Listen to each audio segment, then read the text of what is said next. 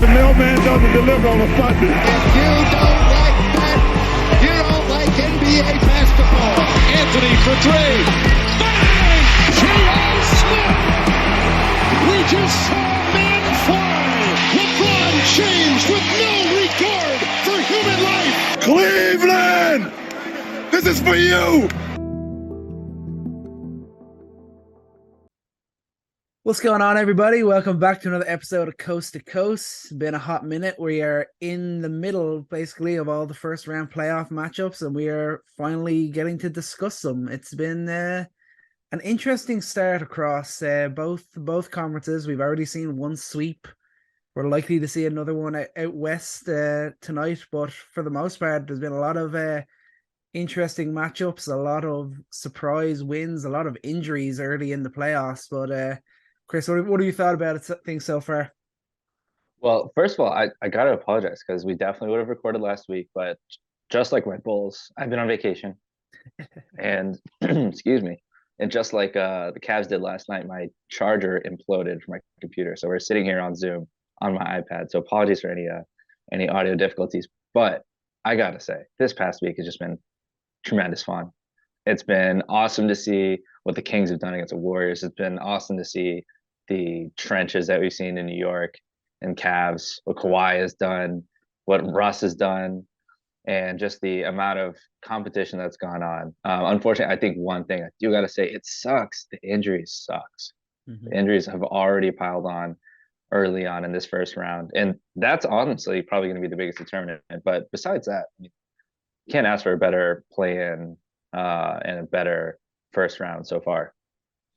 Yeah, absolutely. I think especially the series, obviously injuries have had a big impact, but the number of series where we didn't really expect teams to have a hope, like Miami, they picked up 2 wins thanks to the Giannis injury.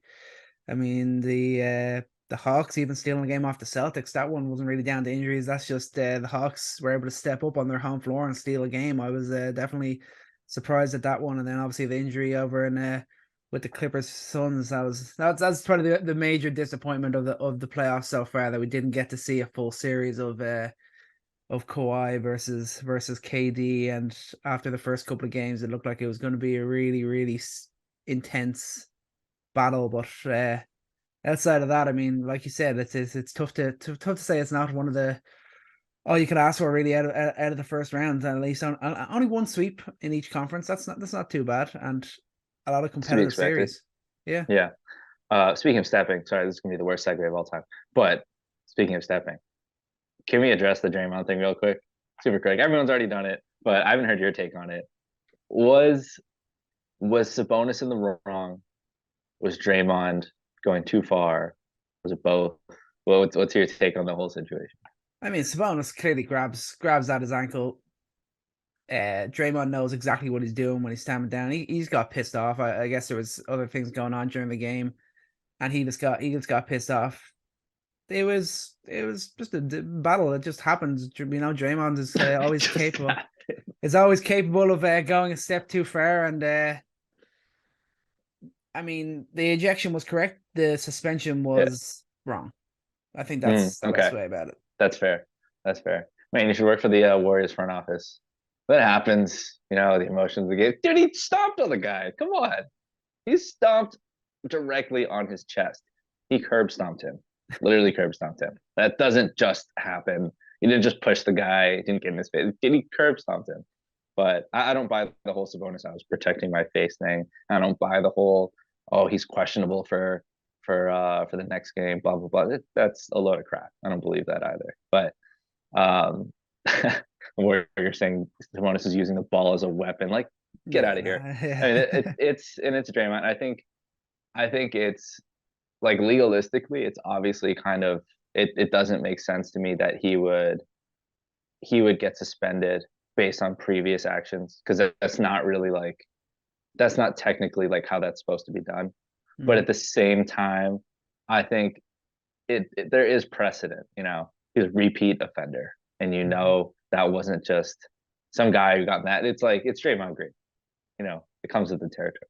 But at any rate, another goon that we had in this series, the Dylan Brooks comments to LeBron James, which May not have directly backfired in LeBron dunking on him or dropping 50 or whatever, but the Lakers certainly responded. That's a pretty funny way to fall flat on your face after talking smack. And Lakers just continue to respond to this feisty Grizzlies squad.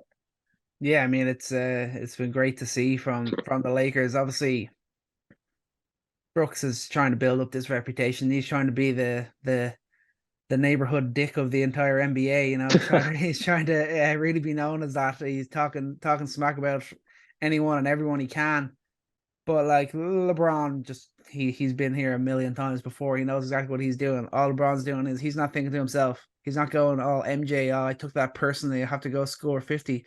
No, he's just going to keep on playing his game. And when he plays his all around game, it brings success to the Lakers, and that's the best thing he can do to shut Dylan Brooks up. They go and win this series. That's it. That's it. And Brooks himself, a nice way to respond to that. Only getting 19 minutes in the game, shooting 3 for 13. We'll get into Brooks a little bit more later, but I think I want to introduce a quick little game here, get us warmed up. We haven't talked in a couple weeks, so we can use a little warm up. But just watching Dylan Brooks, watching Draymond Green, made me think, and I saw another post people were talking about, what goon would you want on your team? Forget one goon on your team. If you had to draft a whole team of goons, we just opened an expansion team, and we got to draft our top 5 goons in the league to take on anybody. You may not win a game, but you're going to piss off everybody. You're going to get headlines all the time. It's going to be crazy good money, crazy good entertainment. So I first want to start off by hiring Dennis Rodman as our general manager, bringing in Ron Artest as our head coach. We don't need the assistant coach. We just have Ron Artest out there yelling at the guys, juicing them up. But I'll give you the first pick, Ron. Who on this team? We're going to be the Tampa Bay Trolls. Who's going to be the Trolls' first round pick? Well, we're gonna have to go with Draymond Green. I want to say Dylan Brooks. He hasn't built up enough of the reputation yet. We got to take Draymond as number one. He is all timer. He's an all time troll. He's right up there with the very best of them. Draymond, I like it. You have to go Draymond first. You got to give him the respect. I mean, leading the league in the past decade in technicals. So I mean, you just can't go wrong there. You know, you always got to draft a player that's able to play the best and bring out the worst of the best. So if LeBron James is still in the league, you know you got to have Lance Stevenson. I'm taking Lance, the second pick. Leads the league in blown ears, guitar dances, and missed 3-pointers. Lance Stevenson is my second pick. I think that's fair. I think we go a little bit higher. We go for one that's just always chirping, always talking, sometimes more than he's actually playing. Patrick Beverly has got to go in there. It's got to be a bit of Pat Bev. He can play sometimes, but more often than not, he is just chatting garbage or getting in fights with referees or God knows what. He's definitely got to be in the squad. Taking pictures with a Nikon SLR on the sidelines. That's his part-time job. He's a photographer also for whatever team he's on. Last pick. Work pick, bro. Joel Embiid. Enough said. He's fallen off a little bit as a troll. I will say. Like 3 years ago was just like peak trust the process. Joel Embiid just like retweeting guys, tagging guys. I'm trying to remember. Was it Nick Claxton? I don't know if it was Nick Claxton. Or was it Clint Capella? I'm trying to remember, but he tagged someone throughout the whole season, just every dunk that he would have on this guy, and he was just doing that the whole year. I miss that Joel Embiid. Bring him back, and hopefully that Joel Embiid right now is actually healthy. But that rounds out our team there, dude. Pat Bev, Lance Stevenson, Draymond Green, Joel Embiid. Did we already draft? We gotta have our last pick. It's got to be Dylan Brooks. He's only on the cousin, but it's got to be Dylan Brooks. He's got to be on our team. He's the next. He's going to be like Draymond over the next 10 years. I think if he stays in the league that long, he might not have the success that Draymond has, but he'll definitely pick up the text and talk the smack like Draymond. Listen, Pat Bev, Lance Stevenson, Dylan Brooks, Draymond Green, Joel Embiid, they might not hit a lot of shots, but I'm taking that team over the Hawks. I'm taking that team over defense and a scorer, bro. Over the Wolves. That's too much heart. That's too much hustle.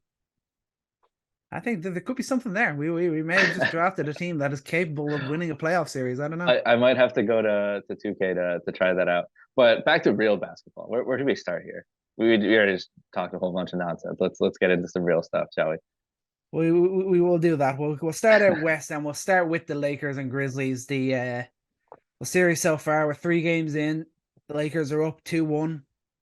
They have looked impressive. Obviously, they blew the game when Ja went down. They needed to win that game. That was big. That could have killed the series. They won that game without Ja Morant playing, but kind of hard to say that when they've also won the 2 games that Ja Morant has played in. So I mean, it's kind of a weird sort of situation. But the Lakers have definitely looked impressive. They've stepped up to the mark defensively big time, and I think that's been a big difference maker for them early. Yeah, I think I mean they win that game on the backs of 4 players, the 5 players getting into double digits, with Rui going off, with Austin Reeves going off in the fourth quarter. Most points in the fourth quarter, or any one quarter that he's had in his career, quite obviously. And I think that's one of those games where you're just like, I mean, the Lakers as a team just had their night in game 1, and you got to just give it to them that they had that. Like, and then it's funny that they're taunting Rui to do it again, and he's looked fantastic this whole series. Mm-hmm. And I think I want to think about long term here, that this is the kind of guy that you thought he could be, the way that he's playing right now. And I really firmly believe that younger players who need a new scene, like there's so many different dynamics in going to a player like finding himself. And I feel like the playoffs are a situation where it either makes or breaks you. And I think Rui is finding himself right now in this moment in the playoffs on this Lakers team where LeBron James himself is telling him that he trusts him and is like working out with him one-on-one, just giving him all the confidence in the world.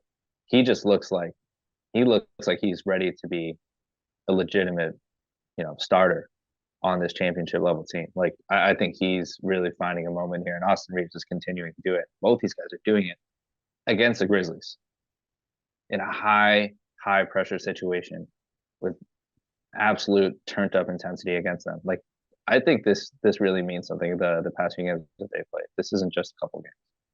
Yeah, I think it's real with both of them, especially with Rui. The way the shots he's taking, the flow that he's in at the moment, it's going to take a lot to kind of get him off that track. It's not like it's even expected. Even if he had a game where he dropped off, I don't think anyone really would like blink twice thinking that it wasn't real. It's not really expected of him. So he kind of, in a sense, he's under no pressure. But obviously, you're playing for the Lakers in the playoffs, so on a LeBron James team, you're always under a lot of pressure. But when you're playing with the confidence that he's playing with at the moment, and the fact that he's coming off the bench as well and doing it, I think he's in a great moment, and he's in a great position for this to be able to continue. And we know Austin Reeves is going to do what Austin Reeves does. He can push the pace. He can play make. He's going to make a couple of threes. He's going to make a couple of big plays at the rim, and that's a key element that the Lakers don't have outside of like LeBron and AD. They need that little bit more, especially the way Malik Beasley has struggled when he's played. Obviously, he's getting less minutes because Rui's playing so well, but they need these other guys to step up. As any team that's looking to go all the way needs just random guys to step up in certain moments, and we're seeing that with the Lakers so far. Yeah, it's excellent because they just have that depth now. Like if it's not Beasley, it could be Reeves. If it's not D'Lo, it could be Rui. Like they have guys that throughout the flow of the game. That's why you have LeBron. That's why you have a good coaching staff to kind of recognize who's got it going, who's got the hot hand, who do we need to feed in this moment, and they have guys that they can feed and reliably feel like if they find that flow, like it's going to come from one of them, and amazing to see Rui do that. But switching over to the Grizzlies, disappointing to see that Ja Morant come. Well, really, really, really positive to see Ja come back and drop 45. Mm-hmm. Like I wasn't sure, seeing his fingers bend back like that, I wasn't sure if he's going to be done for the series, like if that's going to be some like serious issue moving forward. But I mean as a team, they weren't ready for this game, and it's obviously still a series. It's only 2-1, but based on what you've seen so far, do you feel like this is going to go to 7? And do you feel confident who's going to make it out of the series? I think it could still go either way. Obviously, we saw the way Ja bounced back last night, that 45, 9, and 13 performance. Obviously, I think he scored 19 straight points for the Grizzlies. Him coming out like that, and you think if he can continue to play at that level and produce that amount of points, boards, and assists across the board, the other guys are eventually going to click in and start, like Bane's going to start hitting more shots. Kennard is going to start making threes like he has been throughout the regular season since he joined. Different things like that are going to come together for this Grizzlies team. So the Lakers are going to have to do more to try and stop Ja Morant and make sure that they take advantage of this moment now. They haven't put together back-to-back performances really yet. AD needs to stay hot. He can't take a break. He took a break on in game Yeah. 2. He can't do that. He has to stay aggressive. He has to stay dominant on the boards, and the Lakers need to take advantage of this. I think the longer the series goes, the more I would favor the Grizzlies. Yeah, I agree with that. I think that the Grizzlies are going to they're going to bring it every night, even though they have poor shooting like last night. They're not going to fade away. Um, and it's interesting that AD has these moments where he waxes and wanes, and you see kind of a similar thing from Jaren Jackson Jr., who in game 1 looked like the best player on the floor. Game 2 looked solid. Game 3, I mean, just like AD's game 2, just kind of asleep. AD had an amazing response against the Grizzlies. Game 3 was at 31 points, 17 rebounds. Just like has the ability to just dominate inside. But sometimes in game 2, they were just so, and this is what the Grizzlies can do to anybody. Like they were so physical with AD. I mean, so John Contract 2 blocks on AD, and honestly, you saw his vibe change after. Like he got blocked from behind, and he got blocked just straight up right at the rim, and ever since then he was very hesitant around the rim. Like he just did not respond to that well, and I think that's a formula that the Grizzlies will continue to try to use throughout the series. But I have no idea where this is going now. Just given that Ja's healthy now, all it's going to take is another bounce back shooting night. But AD can be the best player on the floor. He's still got LeBron with all these role players, and Lakers playing well. I think the Lakers have a chance. If Rui is going to play like this, like solid shooting, solid, especially like his shooting throughout the regular season has been terrible. For him to shoot like this in the playoffs, that is a difference maker for me. I'm going to take the Lakers here in 7 games. As much as I want my Grizzlies to win, I think you can't, if you have Rui, first of all, playing solid defense like he is too, and then shooting like he is, running the open floor, Austin Reeves' continuous performance, just that extra amount of depth and offensive ability, that's gonna take Lakers far in the playoffs and beyond the first round. Yeah, and it's actually interesting that this is the first time they're playing in front of a full house in the playoffs in the LeBron era, because obviously we had the bubble, then they had the limited attendance when they faced the Suns. So it's actually pretty cool that this is the first time they're playing on the home floor. So I didn't realize that. They gotta have their fans behind them. They gotta play up to that, and then that will give them a win in this series. Now they've already stolen that game. If they just win all their home games from here on in, they win the series. Simple as that. So that how about we move on then? We'll stay out in California and we'll talk probably the most interesting series so far, the Kings and the Warriors. Obviously it's been unbelievable seeing the atmosphere at these Kings games, their return to the playoffs, lighting the beam. It's been absolutely unbelievable to watch. They're 2-1 ahead now. They struggled. The Warriors showed their pedigree in that return when they returned home, and fairly well dominated that game. It feels like home advantage is going to be the most crucial thing about this series, and that's why you could see the Kings going on to win. I could see every the home team winning every game for the rest of this series. Yeah, absolutely. I think, I mean, if you just do the math, you just look exactly what these teams did throughout the whole season. The most consistent thing that you can see is that the Warriors are really bad on the road, and they showed it. They're just a completely different team, and again, we just have no explanation for it. So if that's a prevailing factor here, then it's going to be Kings in 7. But I'm a little concerned about our Kings, a little bit, because we've seen them go from, which was not really talked about, like they had the highest offensive rating for a whole season in NBA history. It seems like offenses just continue to get better. Every other year, we're like, oh, this is the best offense ever, whether it's the Jazz, Hawks before them. Now we're talking about the Kings. There's just historic offense blooming everywhere, but we haven't seen that historic offense in the playoffs yet. And a couple things concern me about that. One, I did a little digging on some of the shooting guards we've seen in the playoffs here, and one name that I didn't mean to pull up was our guy Kevin Herter, who in the regular season was an absolute flamethrower, arguably the best shooter in the NBA. Make your arguments. I think just as a movement shooter, you throw a guy doing a marathon like that, he's doing some Ray Allen impressions. The way he moves around the court, just shooting on the move, great efficiency. In his last 20 playoff games, he has a true shooting of 47.4%. Do you want to guess what he's shooting from three in those last 20 playoff appearances? 27. I mean, do you do your homework? It's exactly 27%. It's 27%. So it's not like this is just a blip. I think with the added pressure of the playoffs, he has not stepped up to perform yet, and he has yet to do it. It's not like in the last 20 games, goes back to his time in Atlanta. Obviously, different team, different matchup, different scheme, but not boding well. And I think also you look at how the Warriors have switched up how they're playing the Kings. They're just basically telling Sabonis, like, you got to beat us one-on-one. They're not really bringing a lot of doubles. Looney's done a tremendous job, not just defending him one-on-one in the paint, but also on the offensive boards. He's like top 5, top 3 offensive rebounder of the league. That's not talked about enough. So those two things are really concerning me because the Warriors are taking away their offense. The Kings shooters are in the worst slump of the entire year. They're taking away the DHO, which they knew is what they're good at. They're just mucking up the passing lanes and forcing Sabonis to be the one to beat them. This is going to be a very difficult series moving forward as the Warriors defense has found success with that.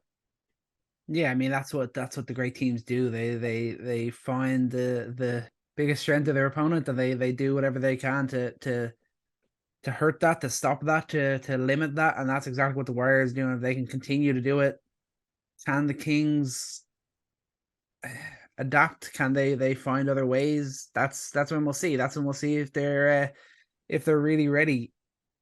One guy who definitely has been ready is De'Aaron Fox. Obviously, efficiency wise, it hasn't been great, but in terms of putting those numbers up, he's looking like a playoff ready player. He's averaging 29, 5 and 8, 3 steals a game.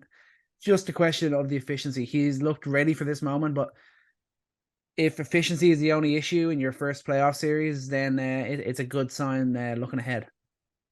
Yeah, they've let him. They've not let him wide open, but they've definitely been more concerned with his drives, reasonably so. And he's had solid looks. Like he's had mostly open looks that he's missing here. So I mean, I don't know if we're necessarily due for a big 3-point shooting night from De'Aaron Fox. I mean, Herter is 20 games overdue in the playoffs and having one of those nights. But same thing with Clay. I mean, everyone's talking about the Clay game. When's the Clay game going to come? And I don't know if you're too worried about that. Hopefully it comes in the Bay when they're going to win anyway, apparently.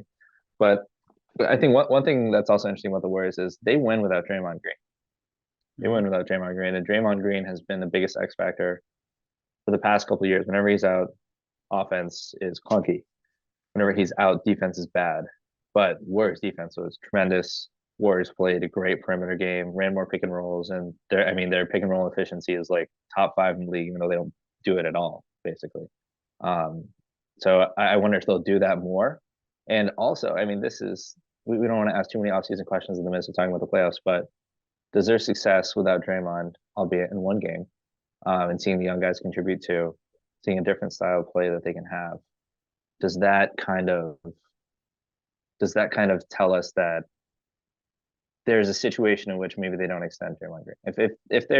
If he's demanding too much, if there is a future without Draymond Green, do they start that sooner than later, especially depending on how these series go? I think so. I think they have to believe in these other guys. They have to start thinking about the next wave. Obviously they have to want to keep Draymond, of course they do, but if he's gonna ask for too much, obviously you gotta respect the loyalty, you gotta respect what he's done for this team, but there has to be a mark that they know, and they're like, we can go to this. There's no more than that. He wants more than that. We're not gonna pay it, and we're just gonna have to move on. And they can have some confidence that it won't just be a complete debacle. Obviously, we've only seen it in small spells. We've seen more consistently that the team has struggled on both ends when he's not there, rather than had success like they did in game 3. But you definitely have to think that they have to be smart about this as well. They can't got to be a business decision. It can't just be with the heart. Yeah, yeah, and again, I really believe that they can play a little bit differently. With I think one thing with Draymond too, everyone obviously points to the shooting, which has always been a problem for him, which he makes up for with just constantly moving the ball, constantly screening, rescreening, knowing where everyone's going to cut. Like he makes up for it in such amazing ways. But you looked at what the Warriors looked like, putting the ball in Wiggins' hand. Um, with Moody attacking closeouts, he had a few great moments there. If when Kuminga's actually playing smart and putting pressure on the rim, that there is a very different version of the Warriors where they have players that can put pressure on the rim, and Draymond does not do that. Draymond connects the whole team, especially when you get the ball to him in the middle of the floor. But he's not. No one's afraid of him getting to the rim. That's not a thing, and that I think has been a big reason why the Kings were able to play such fantastic defense in game 1 and game 2.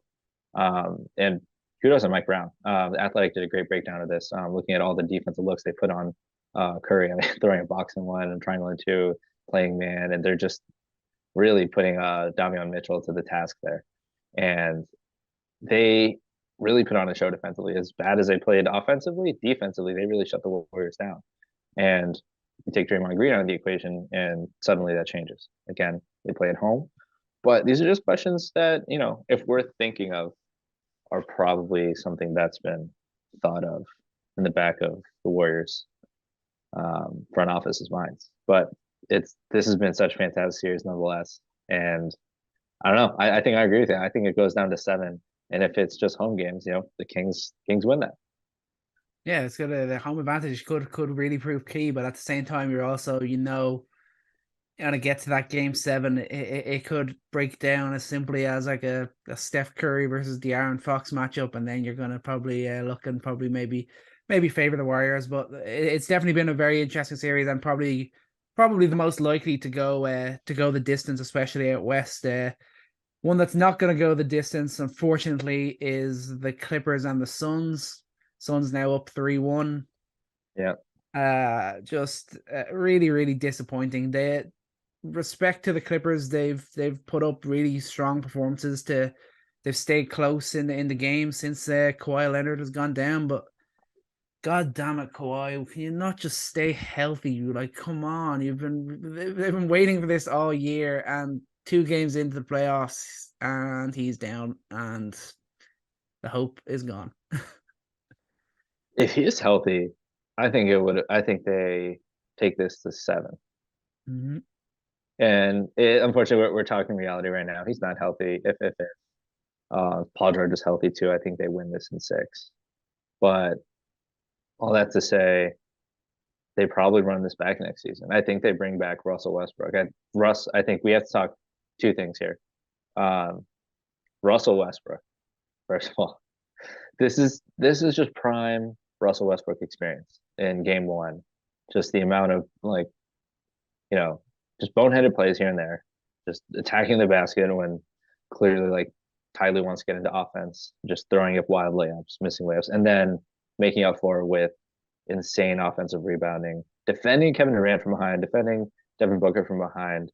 The way that he's just been able to really disrupt their shooting rhythm has been tremendous. But even bigger credit to Durant and Devin Booker. We had this conversation, whatever, whose team is it? I think it's definitely Devin Booker's. He's continued to be fantastic. Mm-hmm. And Durant has been, a super souped up version of Mikal Bridges on this team. But I think Russell Westbrook standing up to the challenge, not backing down from this big 3, and really, this feels like a job interview. And I think the Clippers will need to bring him back based on like the kind of performance that he's given and the kind of defense, the kind of rebounding, the playmaking, and they can live with the rest. I feel like. Yeah, for sure. He's proven he proved a great fit. Looking at it in this playoff series, I mean, the games he's put up since Kawhi's gone down, he's been awesome. Even in the games with Kawhi, obviously struggled in that first game, but he stepped up with important plays on both ends of the floor in key moments, and then he really stepped up his scoring then in the game since. Unfortunately, it's not enough. He's not going to be able to lead past this really talented Suns team, but it's a great sign to show what Russ can still do and what he can bring to this team with and without the two lead stars on the teams playing or not. When we know it's with the two of them, they're likely going to be a lot of not playing rather than playing in a lot of situations, especially in the regular season. So that's been a good sign. I mean, it shows how good of a coach Ty Lue is to be able to the way he's been able to set up this team, how close they've been to the Suns in games. It was a 5 points in game 3, and then obviously it was 12 last night, but for the most part of the game, it was close. There was a few lead changes and that, so it was still good battles for the most part. Unfortunately, but with the Suns, then it feels a little bit like they're just taking advantage of the Clippers' woes. Obviously, Booker has been red hot. He's been unbelievable, 35 a game, and obviously KD is still just being KD, doing 28 a game, 8 assists or 7 assists, I think it is, and a block and a steal.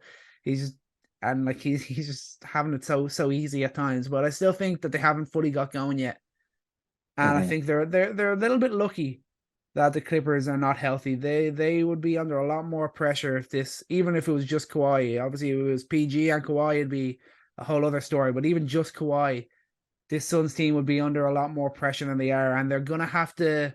Maybe this is what they needed to get KD back in his flow, to try and just work out some things on the court this sort of series, and they'll be good to go for the next round. But at the moment, it kind of feels like they're a little bit lucky that the Clippers aren't at full strength. Yeah, they're not even at full peak. I 100% agree with that because the amount of tough shots that they've been taking is it's tremendous. The fact that they're still dominating and Booker's still shooting efficiently, Durant's still shooting efficiently, Chris Paul is still scoring, like not even getting to the rim. Like they're shooting so many contested mid rangers, and they haven't really gotten into the flow of the offense they wanted. They have little bits and pieces of that. I thought there's this awesome point in time in game 2 when you have basically just the middle of the floor wide open. They're just daring Ayton to shoot and covering everybody else. Just basically like if you're gonna score right now, just gonna be that. And Ayton had like 3-4 mid rangers in a row. And then Ty Lue had to scrap that defense, move on to the next thing. And that's a kind of counter from Ayton that you love to see.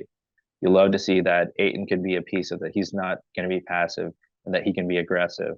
And when when you have to go all the way down to the other opponent's 4th option and they're scoring efficiently through that, like you can't win.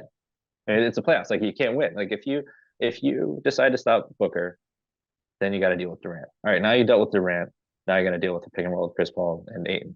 All right, now maybe you've taken away Chris Paul's mid, you've taken away the lob, and you just leave the middle of the floor open, and then you have Ayton there, and he's scoring. Like this team is just so unguardable, and they haven't even gotten to a flow of consistently doing that. And this team's going to discover that throughout every series, trying to find ways to expose other teams. But I mean, 3 years of this, and I mean, with health, like this team has every possible answer on the offensive end that you can hope for. And if they get rolling, I mean, you're looking at your Western Conference finalists here if they get going. Because right now against Clippers are playing really hard. Ty Lue consistent making adjustments, trying to find answers for this offense. And like you said, they're not even at full strength yet.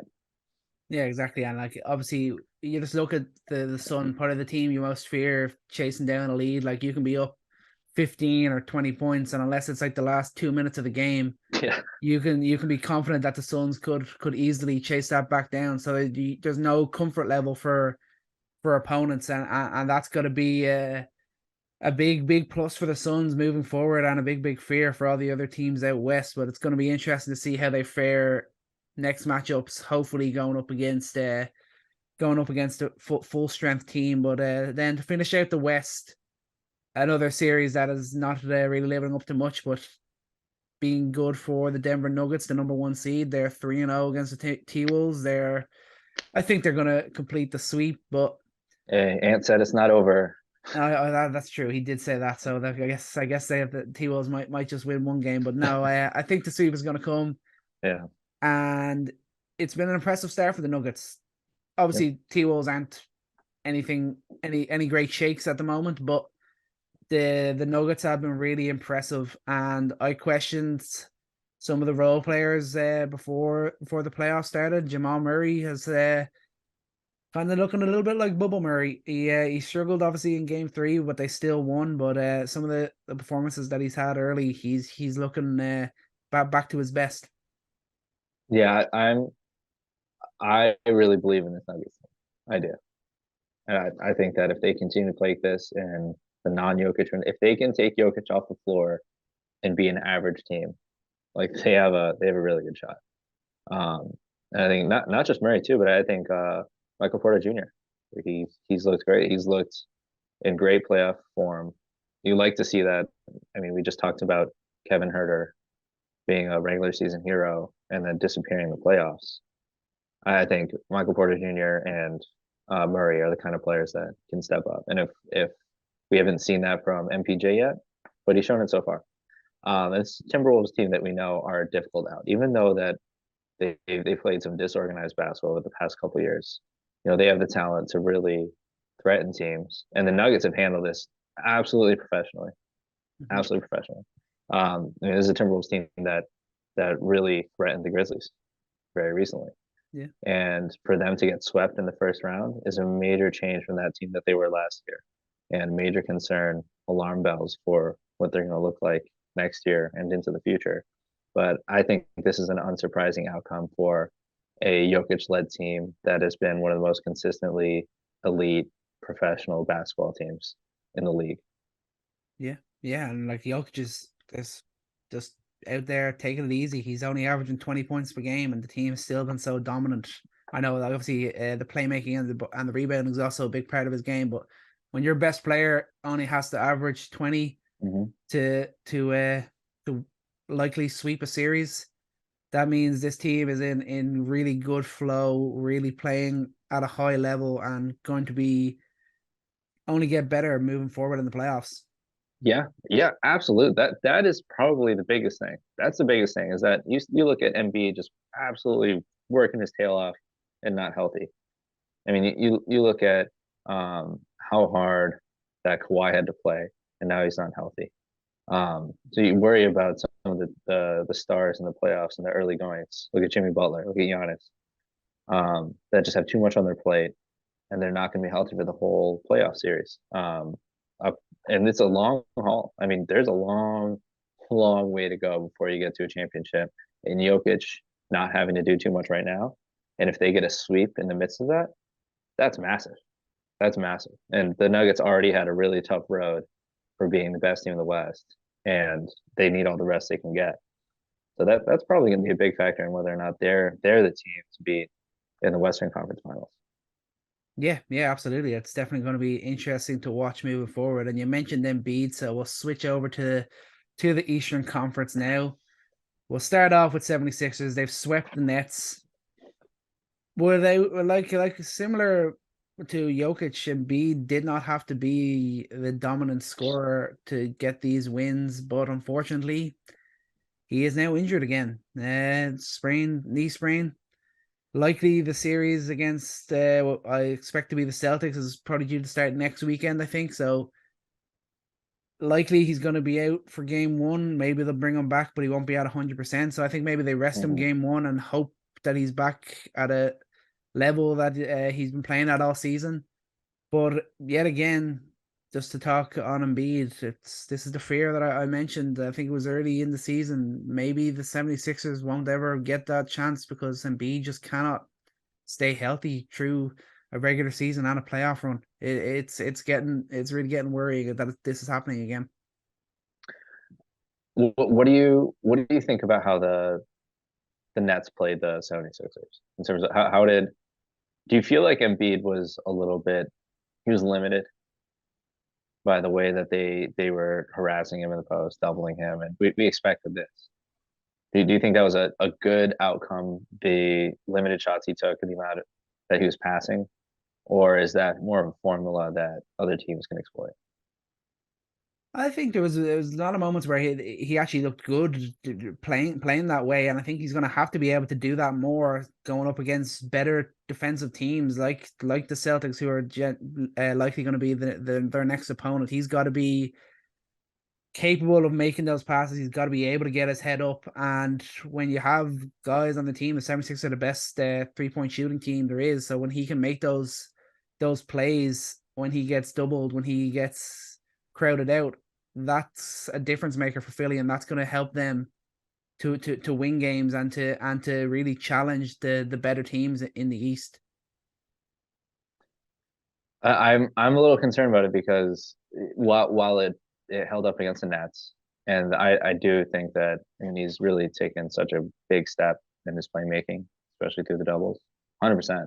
Like, in terms of, you got a sweep, you can't really complain about getting a sweep here, but I guess put this performance against the Celtics. Now the Celtics are going to probably do pretty much exactly the same thing. They're going to mirror this to a key. And what do you do now when you have Harden facing Marcus Smart and you have Tyrese Maxey, who's been excellent. I mean, Tyrese Maxey is the reason that I think they're sweeping here. I mean, he's a plus 41, 100%. plus 41 in the series. It's a true shooting of 61%. And this is why I did the shooting guard dig, because I was looking at a couple. I was looking at Trae, and then I started to look at Harden because I know Harden's been having such a tough time. You want to guess his true shooting in the past 20 games? Harden's, Yeah. like 45. Oh man, that's tough. No, it's 54, which is, for a true shooting percent, it's awful. And Yeah. 54 puts him pretty much in the bottom 10, and in his last 20 games puts him in the bottom 10 in shooting guards in 20 games played. And Harden has not, without his outside shot, and now not able to really finish inside, and now he's facing the Celtics. We're assuming the Celtics. We'll get to that in a second. My big question is, are they going to make it to 6 games against the Celtics? Not with James Harden playing the way he is currently. This series, obviously, this Nets team really, they really looked like a thrown together team during this series. Had some flashes on both ends. The times they looked good, but for the most part, it came to be what it should have been, which is just kind of a ragtag team, kind of just thrown together based off mid-season trades, and that's how it worked out. And the fact that Harden's numbers were down all across the board playing against that, really, really worrying. Shooting 34% from the field in those games, only averaging 17 points. He's gotta step up. He has to be at regular season Harden level, maybe even more than that if Embiid is not at 100% tilt. But that's more of a worry. I'm just hoping and praying that Embiid is back at a level for this series.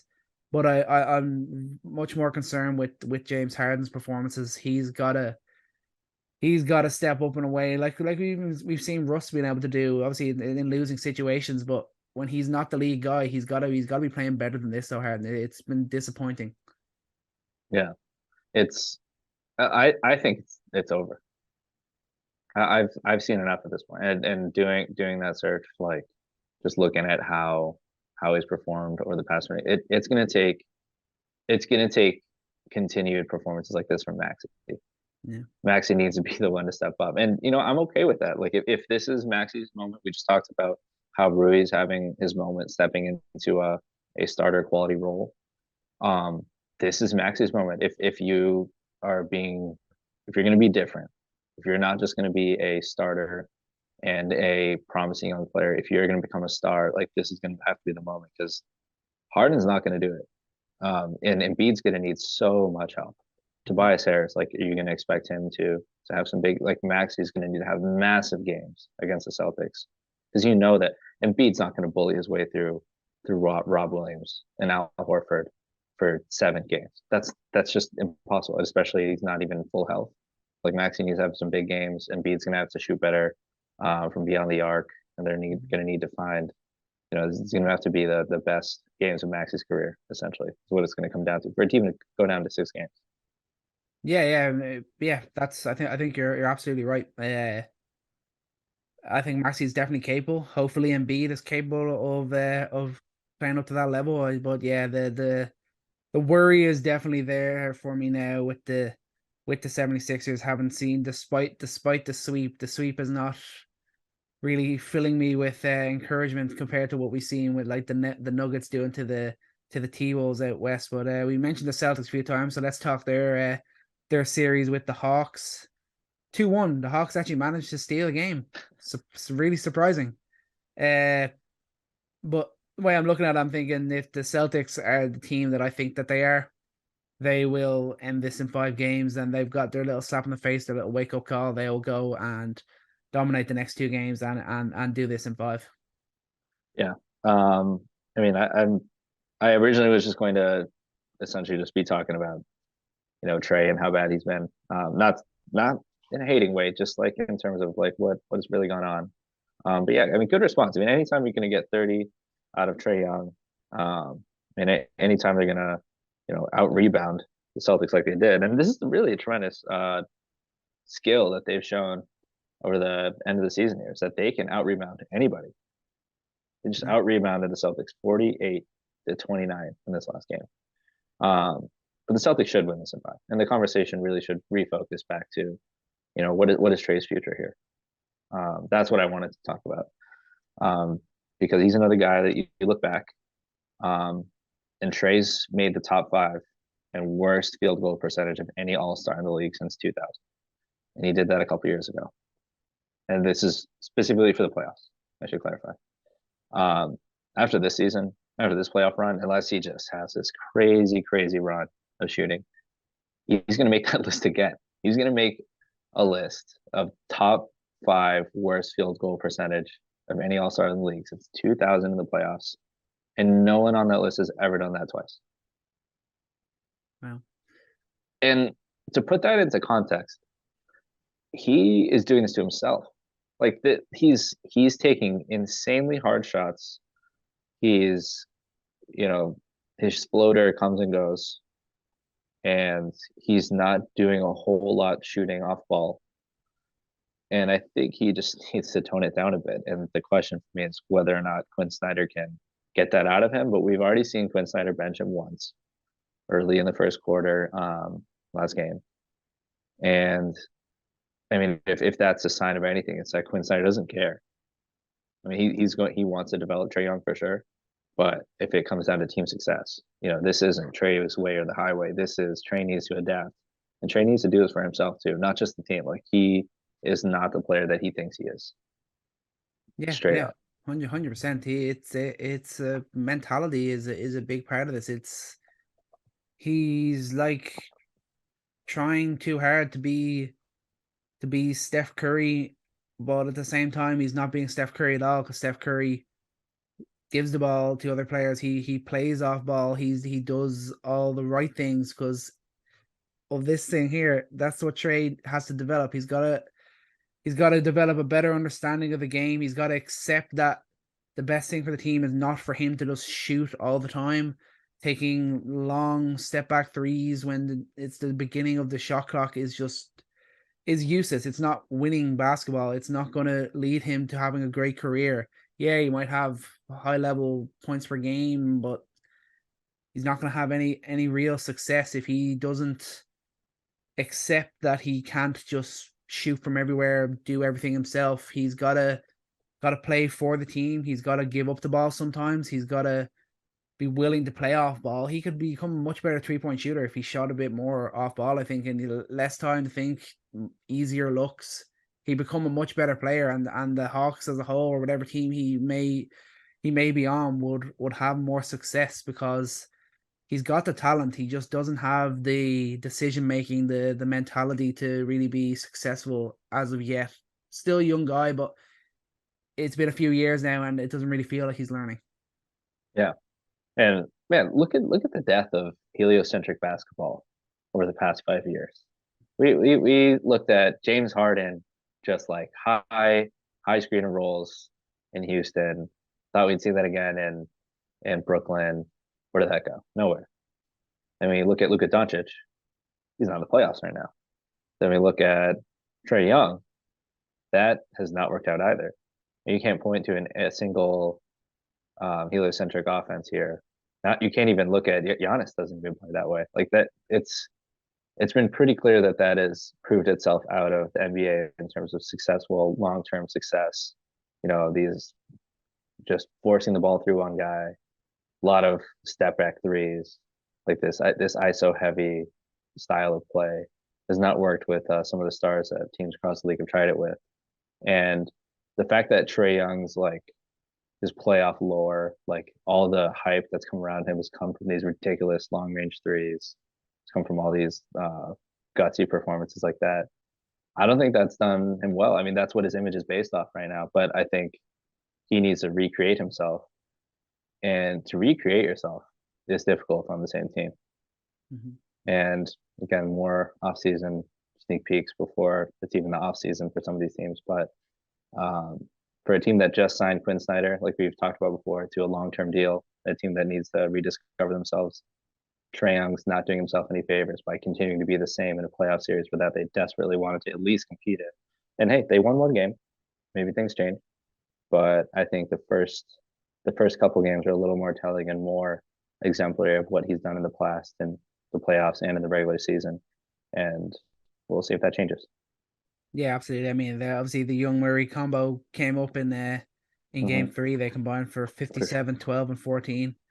They aren't going to be able to do that for the rest of this series, which means they are probably not going to win another game in this series. Crazier things have happened. The Hawks have made runs before. They've surprised before, but unless Boston just wanted to take a rest for a couple games, then the Hawks, I don't think have too much hope here. One thing on the Celtics, I think obviously White, his performances have been great so far, especially defensively. He's making good shots as well, shooting 56% from three. I think Brown has struggled just a little bit. I think they'll need to they'll want him really pushing it and really playing his best. Obviously Tatum's still looking great, but Brown needs to step it up a little bit, especially moving forward for this team to really be at the full tilt and be the maybe the team to beat, not just in the East but in the entire NBA. So that's a couple of things to look at with the Celtics. But I think we're both pretty confident that it's going to be done in 5. Yeah. Yeah. And why don't we well, I still guess we got to get through Bucks Heat. I don't know how to feel about the Bucks Heat. Yeah, we'll get to that, and we'll finish off with the real the only real series that matters, you know. So Bucks and Heat, it's tough to talk about it because Giannis obviously got injured early game Let's 1. just answer that question then. Let's answer that question. Do you play Giannis? That's the only question that matters right now. I mean, Bucks are down. Yeah.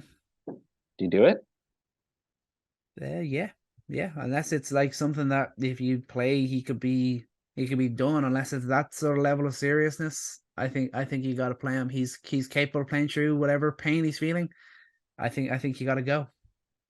Yeah, a back injury for a guy like him, and man, I think I definitely pause when I think about playing it because I think logically, like, okay, you need to win this game, you need to win this series, obviously, to make it forward. But if Giannis isn't even going to be fully healthy the rest of the playoffs, and that's a serious question to answer. If he is not going to be healthy, if you're getting 70% Giannis for the rest of the playoff run, is that worth potentially making the injury worse if he can't even be fully himself for the rest of the the playoffs. Looking at it that way, obviously you say no. As a But like, manager, yeah. Giannis yeah, will say yes, but yeah, yeah. It's a tough call to make. It's how much belief do you have in your team being able to step up? What sort of rest does he need to be back fully healthy? I don't know. Is this an injury? There's no way he can be fully healthy by, like, if we got to like a game 6. Is it that sort of way? If it's the idea that he could be back and fully healthy maybe by the end of this series, if the Drew and Middleton can hold down the ranks and get the win like they did in game 2, yeah. then you're thinking, okay, we can hold off a little bit. This team has shown before that they can step up, but it's a really tough situation for, obviously, for the Bucks, for Coach Budenholzer. I'd say he's kind of tearing his hair out a little bit that this, Whatever hair's left. yeah, whatever's left, yeah. But it's a tough situation, and it doesn't help when you got playoff Jimmy out there in Miami. Obviously, in the 2 wins, he's at 35, 5-11, then 35-4, averaging 30 points, 6 assists, shooting 67% from 3. Playoff Jimmy is here to play. That's when you're like, okay, I kind of need I need Giannis now. But in terms for the Heat, if they're gonna keep this going, Robinson obviously was red hot in the game last night. 20 points off the bench, but no Tyler Hero now. He has Yep. got to be consistent. Obviously, he can be a problem on the defensive end, but if he's not making threes for this Miami Heat team, they're in a little bit of trouble, and that opens the door that bit for this Bucks even without Giannis. Yeah, consistency has been something he's been searching for a year and a half, 2 years now. Max Strus is essentially taking his spot. So I mean, this is his time to. This is Heat culture, man. I mean, next man up. Right? That's their mentality. That's what they do. We'll see how healthy Jimmy Butler is, but I guess it's just a bruised glute. That's what it is. That's a scientific word for just a bruised ass. He's got a sore ass. I don't know. I mean, you should be able to play, it seems, but I think, oh man, it's really tough. I mean, if you ultimately put it up to Giannis. Giannis is going to say whether he plays or not. I think Giannis does play, but it does concern you. It does concern you that you look what happened a couple years ago, and they ended up. That was when they won it all, right? That was the year that he hyperextended his knee, thought it was all over, and then he came back and played. They won the championship. So if history is going to teach us anything, it's that Giannis knows his body, and he's not human. He's a demigod. He's going to be fine, and he'll just come back and play. But man, I'm worried. I'm worried about him. I'm worried about his health if he's going to play injured, especially against a Heat team like this. He's the Greek freak for a reason, but let's hope he gets back. We want to see playoff games and playoff battles with both teams at full strength. And you think Miami could even still test this team even with Giannis back? But that's a series to keep an eye on. Heat obviously 2-1 up, another home game to come. They could be in a very strong position when they head back to Milwaukee. They could take advantage of the situation, just like the Suns have done with the Clippers. But let's move on then. The final one to talk about, the major series, the Cavs and my New York Knicks. It has. How you doing? It's been good. It's been a slugfest. It's been a battle, and it's exactly what we wanted it to be. It's looking like it could go 7 games, mainly because neither of these teams are capable of putting together back-to-back performances, it seems. That's a big problem. If either team can do that, they may win the series. I mean, you look at like the Cavs in game 3, first team this entire season to not hit 80 points. What a time to do that in the playoffs. Like that's when you choose that moment to happen. 79 points total. And like the Knicks in game 2, shooting 37% from the field, 24% from deep. Like that's horrendous level of shooting and scoring. Obviously, you put some down to the defense, but it's just bad plays for the Knicks. Game 1 was a real battle. That was a great win for New York. That's why I have the faith that they can take this series. That game 1 really filled me with almost expectation that they should go and win this series now. Yeah. I felt the same, especially that they did it on the Cavs home floor. Um, and I gotta question your statement there. This they're playing the series that we wanted to see because I didn't think the shooting would be this bad, man. Like this is like the antithesis of the Warriors Kings, where you just have high powered offense on both sides. Uh, and just teams forgetting how to shoot right now between the Cavs and the Knicks. Yeah, game three is just that was awful. The Cavs had a million open shot. You thought the shots they're letting Garland have was just like he should have sank half of them. He had a lot of open looks. And just I guess teams will have a game like that here and there. Hopefully both the Knicks and Cavs got it out of the way and now it's going to be an even series. But I thought the battle of the bigs has been really fascinating, really good, really really good. Mitchell Robinson has had his moments. Really just he I think he's trying to prove that he's the strongest center. He's the strongest big in this on the court at any time. And he is. I mean, truly is. Jared Allen, fantastic rebounder, really great vertical threat. But Robinson's just such an enforcer down in the paint. The way that he can just box out and get any offensive rebound that he wants, and that surprised me. I thought that his impact would be a little bit muted since he doesn't have a big size advantage or anything, but he's still proven that he can perform at a high level there. Now, how have you felt about RJ Barrett? Has a little bit of a bounce back in game three, but been pretty quiet. How worried were you after game two, where you're like, when is he going to do anything?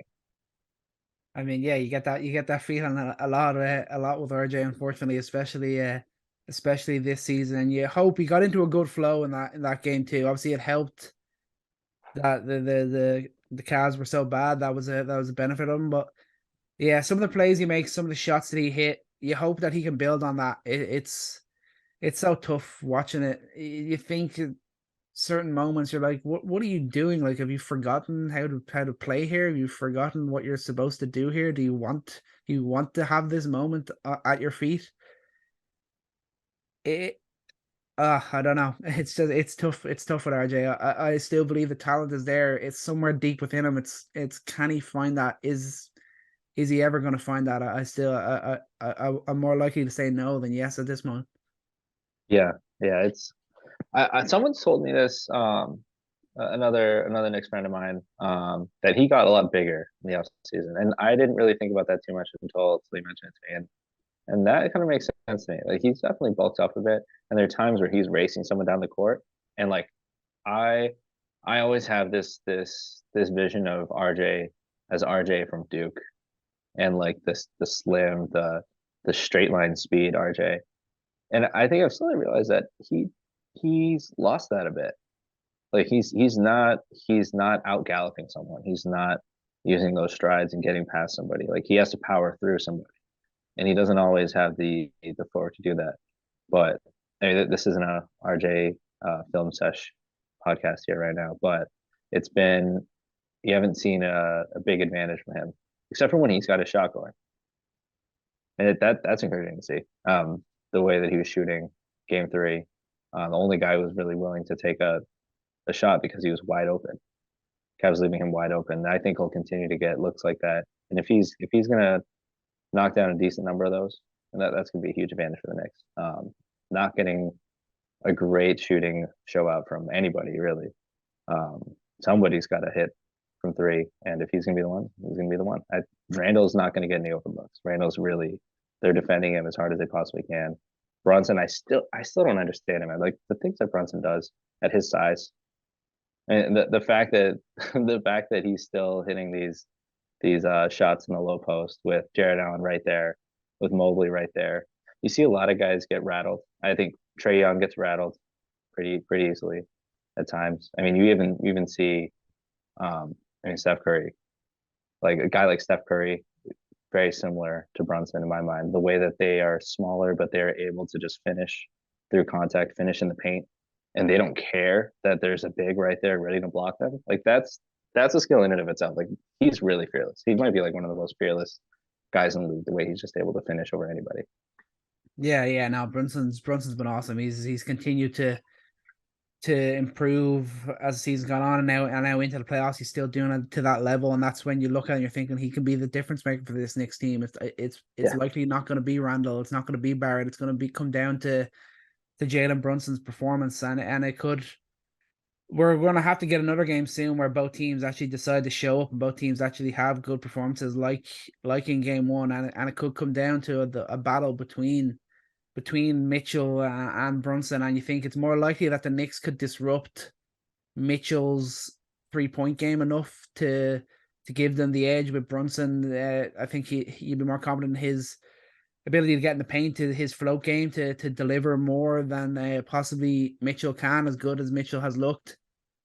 So that's where all signs are pointing in the Knicks' favor, I think, at the moment, and I think they are going to be really confident in the Garden to go and win game 4, get this commanding lead, and then it's going to be down to the Cavs. How can they recover from that? Are we going to see the Cavs show their age, show their level of inexperience at this stage, and just show that there's still a lot to build for this team, or are they going to be able to really step up? And if they can get a win in the Garden, then this series is 100% going 7 games.